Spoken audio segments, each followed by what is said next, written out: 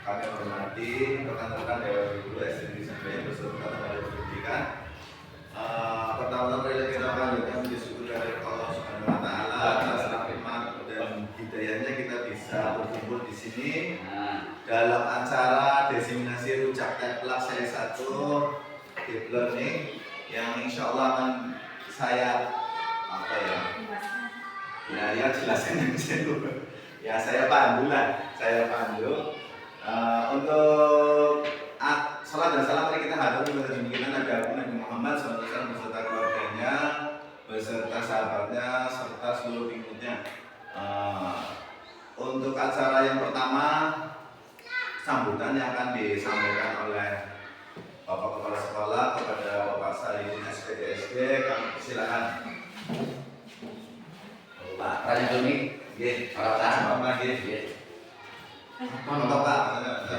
sini Assalamualaikum warahmatullahi wabarakatuh. Waalaikumsalam warahmatullahi wabarakatuh. Bismillahirrahmanirrahim. Alhamdulillahirabbil alamin. Wassalatu wassalamu ala asyrofil anbiya'i wa ala alihi wa sahbihi. Yang saya hormati Bapak dan Ibu guru SD Negeri Sanjaya. Pada kesempatan kali ini mari kita bersama-sama menjadikan puja dan puji syukur kehadirat Allah Subhanahu Wa Taala karena limpahan nikmat dan rahmatnya sehingga pada kesempatan hari ini kita kembali setelah beberapa hari 4 hari libur jumpa kembali dalam keadaan sehat walafiat. Yang saya hormati teman-teman guru SD Negeri Sanjaya. Terima kasih pada Pak Nova yang hari ini bersedia untuk memberikan pengimbrasan ataupun penularan, bahasa kerennya adalah diseminasi rujak teplak deep learning. Ini hari ini adalah hasil dari diklat yang dilaksanakan pada bulan yang lalu. Hari ini juga nanti dilanjutkan untuk sesi kedua. Pak Nova jangan lupa nanti jam dan pukulnya sama ya. Nah, harapan dari saya yang dituakan di SD Negeri Sanjaya, mudah-mudahan hasil yang diperoleh dari Pak Nova sejak kemarin dan hari ini diikuti, mudah-mudahan bisa diserap semuanya Pak Nova. Jangan lupa yang terpenting link kehadiran revisi, karena untuk menunjukkan bahwa panjenengan mengikuti kegiatan teplak rujak, teplak-teplakan ya. Berarti linknya dicari di manakah, posisinya dicari, karena untuk sesi yang pertama kemarin linknya sudah keluar, tapi saya buka ternyata Pak Nova tidak ada, atau mungkin saya tidak bisa menemukan. Kalau Pak Nova bisa dicari di link tersebut, manakala ada langsung di download. Tapi kalau belum ada ya memang nasib panjenengan kemarin tidak mengisi. Kemudian untuk hari ini jangan lupa mencari linknya, kemudian diikuti sampai dari awal sampai selesai. Syukur on terus kameranya, jangan sampai ditinggal ya Bu Linda ya, aja ditinggal turunan. Oke. Kemudian pada Bapak Ibu guru yang lain, kemudian hari ini nanti terkait dengan rujak teplak seri pertama atau tema pertama deep learning, pembelajaran mendalam. Monggo diikuti secara seksama, dipahami apa makna pengertian dari deep learning atau pembelajaran yang mendalam. Mungkin selama ini panjenengan sudah melaksanakan atau setengah melaksanakan ya. Harapannya dengan pembelajaran deep learning di kurikulum Merdeka ini pembelajaran semakin bermakna, semakin aktif, kreatif, dan harapannya semakin banyak evaluasi yang sifatnya proyek Pak Fadil, bukan seperti zamannya kita adalah ulangan yang nilainya 100. Harapan ke depan bukan seperti itu Pak Nova. Setelah saya cermati mendalam itu bukan nilainya tapi pemahamannya. Kalau nanti bisa dipaparkan yang materi saya perbedaan antara deep learning dengan pembelajaran yang biasa, biar teman-teman itu bisa ya bersama-sama menikmati dan memahami. Syukur pisan yang saya share di grup Sanjaya untuk dipelajari atau dibuka ataupun di print. Kiranya itu saja Pak Nova yang bisa saya sampaikan. Mohon tolong pada semuanya untuk bisa bekerja sama, karena ini berlanjut nanti setelah deep learning. Kemudian yang kedua adalah numerasi dan iterasi, dan terakhir nanti di bulan Oktober saya jadi catanya. Oke, itu Apuntennya barangkali saya tidak bisa sampai selesai Pak Nova dan Bapak Ibu Guru karena saya harus mengedit proposal untuk yang besok pagi kegiatan KSN di Kabupaten Tegal, tapi pelaksananya di masing-masing kecamatan. Dan kebetulan saya di dalamnya jadi ya, panitia-panitiaan, jadi ikut mempersiapkan. Pada untuk ibu-ibu setelah nanti bisa foto-foto atau bergambar atau video, monggo yang mendapatkan undangan untuk Dharma Wanita segera bisa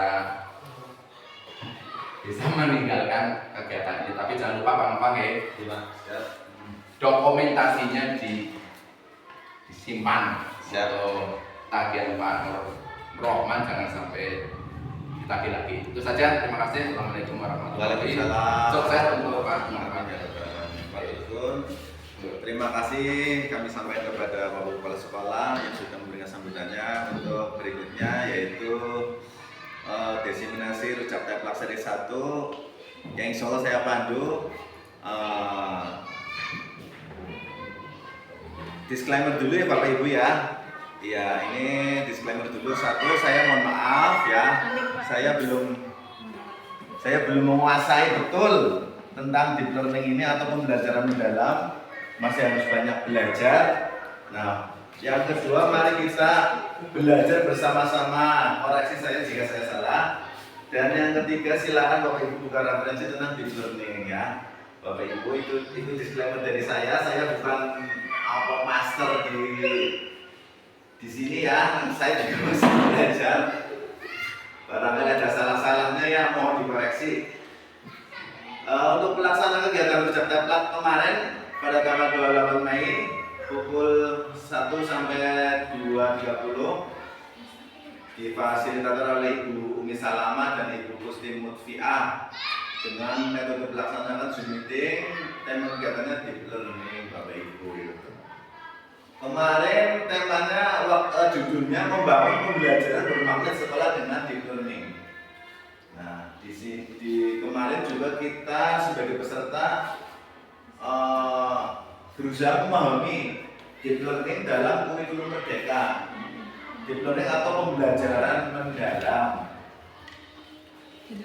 Mungkin saya mau tanya dulu Bapak Ibu, ini antara deep learning dan kurikulum merdeka itu perbedaannya apa? Apakah iya perbedaannya apa Bapak Ibu? Formal ya. Apa kita akan ganti kurikulum? Dengan ganti menteri biasanya ganti kurikulum. Nah, apakah kita akan menggunakan kurikulum deep learning apa masih kurmer? Bu Neni. Kalau akan yang dibelajar di learning mungkin akan digunakan ya. Akan digunakan, ya memang kita akan. Iya. Yang lainnya Pak Munasir monggo pendapatnya tentang deep learning dan kurikulum merdeka. Kayaknya sama. Sama. Iya. Cuma apa deep learning itu tidak diterapkan di kurikulum merdeka seperti itu. Nah iya, ada nyambung ya benar lah. Iya wes. Pak Fadil tolong jelaskan. Ya benar Pak. Ada penjelasan dulu aja pun. Saya masih kumang-kumang. Boleh tidak? Monggo. Belum punya gambaran. Oh iya. Coba Pak. Bu Yuli, gimana Bu pendapatnya? Itu. Iya. Kemarin dalam penjelasan Ibu Fasilitator itu ternyata kita masih melaksanakan kurikulum merdeka. Cuman untuk metode pembelajarannya menggunakan pembelajaran mendalam atau deep learning kayak gitu Bapak Ibu. Jadi jadi sebenarnya deep learning itu kalau menurut saya ya, disclaimer dulu menurut saya juga kurang pahamnya. Menurut saya itu bisa dijelaskan dengan satu video yang kemarin ditampilkan, video tentang seorang anak usia SD kelas 4 itu belum bisa membaca. Ya, mungkin kayak Reza, tapi ya orang kayak Reza, cuman sebenarnya dia pinter, cuman mungkin karena gimana dia itu rasa ingin tahunya sangat besar, sehingga dia ingin tahu kok dagang tauge itu enak ya, dapat duit banyak. Akhirnya tanya sama ibunya, Bu, kenapa dagang tauge itu ya kita bikin sendiri aja. Akhirnya bikin tauge, tapi ya itu gagal loh. Tapi berusaha untuk mencari kesalahan di mana, dengan bantuan bimbingan dari orang tuanya itu akhirnya sukses bisa bikin tauge, dijual dan akhirnya mulai dari itulah dia bisa sukses menjadi seorang dosen, profesor lah kayak gitu. Berarti kan pada di kelas 4 dia itu belum bisa ngaca lah ya. Nah itu berarti pembelajarannya jalannya seperti itu. Ya mau ngilang dari itu lah. Lagi orang buat gitu kan. Nah, Bapak Ibu yang kami hormati, kita lanjutkan dengan slide berikutnya, yaitu apa itu deep learning ya. Pembelajaran mendalam bermakna, mengaitkan konsep, menghasilkan pemahaman jangka panjang, fokus, berpikir kritis, analitis, reflektif. Macam ini tulis. Deep learning dalam artinya bareng-bareng baca sih. Bukanlah sekedar istilah teknis yang berkaitan dengan teknologi dan buatan.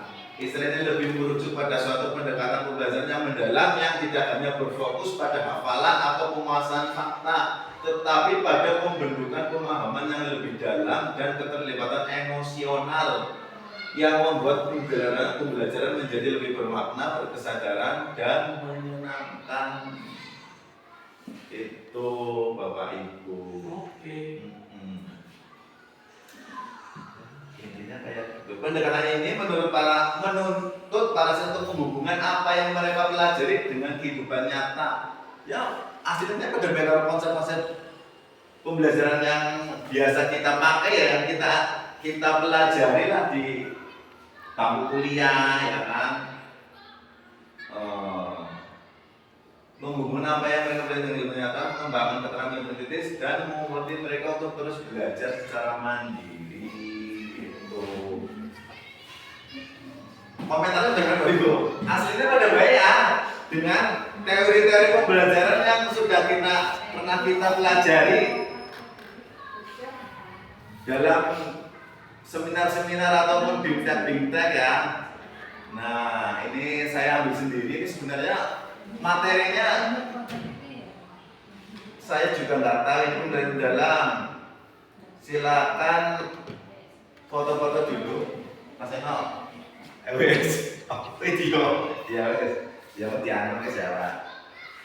Iya, mau di screenshot.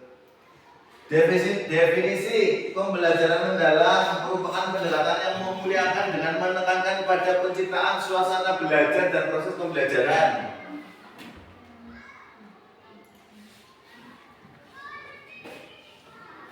Berkesadaran, bermakna, dan menggembirakan melalui olah pikir, olah hati, olah rasa, dan olah raga secara holistik dan terpadu. Nah ini 3 elemen deep learning yang harus kita pahami Bapak Ibu, yaitu mindful learning, pembelajaran bermakna, berkesadaran diri, spiritual competencies, mindful ya, mindful berarti penuh kesadaran ya, mindful, meaningful bermakna, joyful menyenangkan, enjoy. Bisa orang ya menyenangkan ya, ini kan kadang bocah ya disenengkan, kadang kuatan disalahgunakan ya Bapak Ibu ya. Perbedaan pembelajaran biasa atau dangkal dengan deep learning mendalam. Kalau aspek tujuannya pembelajaran biasa menyelesaikan materi, mencapai target kurikulum secara administratif. Pembelajaran deep learning dalam membangun pemahaman konseptual, keterampilan berpikir kritis dan nilai. Kayaknya tak apa ya, susah ya Bu kalau dicapai ya. Kalau pembelajarannya mendalam seperti ini siswa harus paham. Kayaknya lebih ke ini teman-teman. Misalnya kita lagi menjelaskan tentang apa, misalnya kita nggak praktek, Bapak kasih contohnya yang konkret, nggak abstrak. Jadi kalau zaman dulu kan pembelajaran kan orang pakainya lebih sama terus. Jadi kayak anaknya bosan mendengarkan. Mungkin yang sekarang itu kalau nggak ditampilkan contohnya lewat video, berarti bisa saja kayak Bapak membawakan benda aslinya kayak gitu. Jadi anak-anak yang namanya tata surya, nah itu nggak cuma dibayangin gitu, kita lebih ke deep kontekstual, lebih kritis, oh anak kayak gitu mungkin. Kayaknya semua kurikulum berubah seperti itu Pengennya konsepnya. kayak gitu ya, cuma kembali lagi Cuman guru berubah itu nama apa? melaksanakan apa enggak sebenarnya gitu. Iya, kalau melaksanakan enggaknya Kembali tidak, ke gurunya. ya banyak kan tidak melaksanakan karena kan itu menuntut waktu persiapan yang lama ya, sedangkan kita sendiri kan anak si bosan dan rumah ya itu. Curhat, Pak. Pakai suara. Oh, Dedit. Kok di mute? Iya, iya, itu seperti itu. Iya. Terima kasih Jody. Iya, benar-benar. Pemerintah itu seperti itu. Iya kan, misalnya kita harus membahas suatu tema pelajaran tertentu, misalkan apa yang misalkan tentang gaya lah, berarti kita harus membawakan contohnya peragamnya, itu kan perlu persiapannya Bapak Ibu ya. Memang diarahkan menuju seperti itu. Iya. Sebenarnya ya mungkin kita sampai ini nggak merasakan karena misal sebenarnya kan kalau kita semester awal kan sudah punya SOP 1 tahun ya Pak. Misal, nah itu kan itu sebenarnya harus siap. Cuma kita tiap ngajar kan nggak menjalankan RPP jadi langsung aja dalam LKS akhirnya memang kita nggak punya persiapan dari awal kayak gitu sendiri kan. Kan misal kalau guru yang asli dan yang kontak kita ya.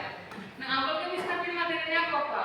Kalau dia sudah membuat list projectnya dia di kelas, berarti di bulan apa nanti pembelajaran ini, pertemuan ini juga ada gitu. Karena nanti ada tanggal kayak gitu untuk menyelesaikan jurnal Ya.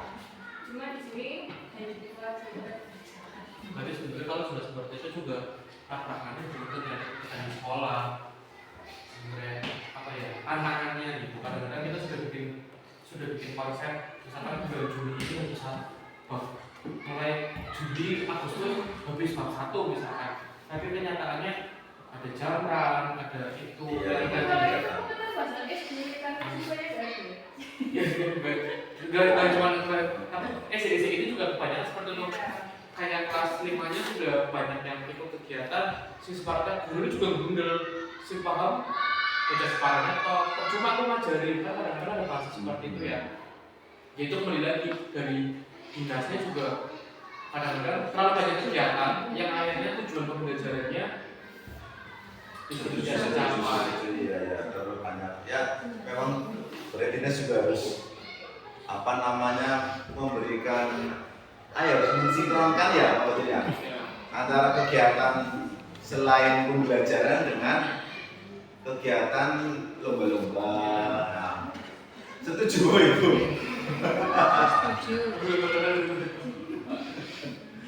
Ya, fokus ya, hafalan, mengingat informasi, jawaban benar. Nah, kalau ini pemahaman, aplikasi konsep, pengembangan alat dan empati. Peran guru, pusat informasi, menjelaskan, memberi tugas kalau yang biasa, kalau yang mendalam sebagai fasilitator, pematih pertanyaan, pengarah diskusi. Peran siswanya kalau pembelajaran biasa, menerima informasi, mendengarkan, mencatat, berarti pasif ya. Kalau ini aktif, bertanya, bereksplorasi, berkolaborasi, merefleksi. Kegiatan belajarnya kalau biasa ceramah, latihan soal, ulangan, rangkuman. Nah kalau deep learning, diskusi, eksperimen, proyek, simulasi, studi kasus, refleksi. Kalau yang biasa penilaian, tes pilihan ganda, tugas tertulis. Kalau deep learning, penilaian proses, proyek, penilaian diri, penilaian teman, dan refleksi. Itu perbedaan pembelajaran biasa, dangkal, dan deep learning. Sudah ya Bu. Dari dulu sebenarnya seperti ini. Pengawalan tak Bu. Iya, mungkin apa namanya kesalahannya mungkin pemerintah gajinya kurang dulu sih. Gajinya orang bisa bayar ya Bang, ya masa tidak bisa bayar apa bisa mungkin bisa full ya. Nah, iya bisa bayar. Mungkin gajinya tidak seperti di negara-negara maju kan